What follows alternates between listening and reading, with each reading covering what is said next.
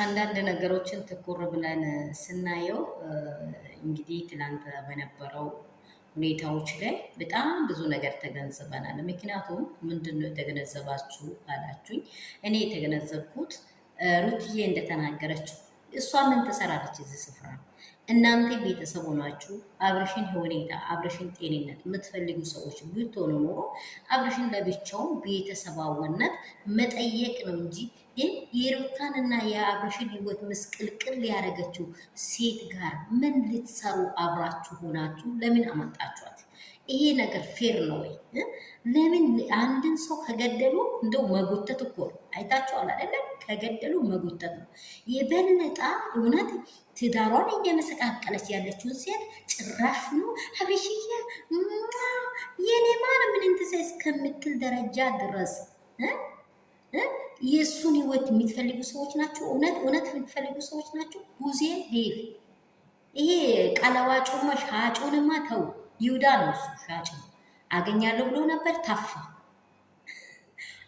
በቃ ሊያገኝ ነበረ ተፋ። ዳኒ ከሩታ ህይወት አወጣለሁ ወደ ሄርሜላ ሸጣለሁ ብሎ ነበረ። ሽያጩ መንገድ ላይ ተበላ። ፋውል ነው የተሰራው። ዳኒዬ ፋውል። እንዳንተ የቀለለ ሰው የለም። የምር የቀለለ ሰው የለም።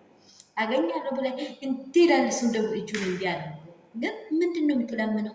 የሰራውን ስራ እኮ ተቃለ ዋሽቶኝ ነው ያመጣው አላብሽ ወይኔ ዋሽቶኝ ነው ያመጣው ቢሮ ሲያወራ እስከሚያሳፍራቸው ድረስ እኔ ቡዜና ዴር ግን እንደ ሰውኛ ስታስቡ ነገ ልጅ አለች ልጅ ዋጋ የከፈለች የወለደች ባሏን ህይወት ላይ መታችሁ ምስቅልቅል ቤተሰብ እጃችሁን ከልክሉ። አብርሽና ሩታ ይኖራሉ። አብርሽ ደግሞ ንጹህ ዳና ነው። ንጹህ የልቦና ነጻ። ምክንያቱም ወንድ ልጅ ሌላ ነገር ማውራት አይፈልግም። ወንድ ልጅ ከቆረጣ ውስጡን ነው የሚያውቀው። በቃ ውስጡ ላይ ነው አሚቆ የሚይዘው እንጂ ወሬ አይወድም።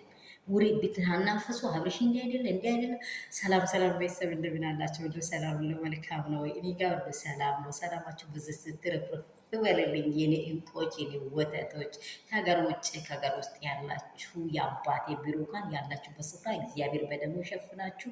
ሙስሊሞች፣ ክርስቲያኖች፣ በተለያየ ሃይማኖት ያላችሁ የማይመቸውን ነገር ነው እየወገዘን ያለው ማንኛውም ሃይማኖት ስለማይወድ ማለት ነው። ስለዚህ ደግሞ ድሉ የኛ ነው። አውቋቸዋል አይደለ? ድሉ የኛ ነው። በቃ የሆነ ነገር ጨብጠነዋል ማለት ነው።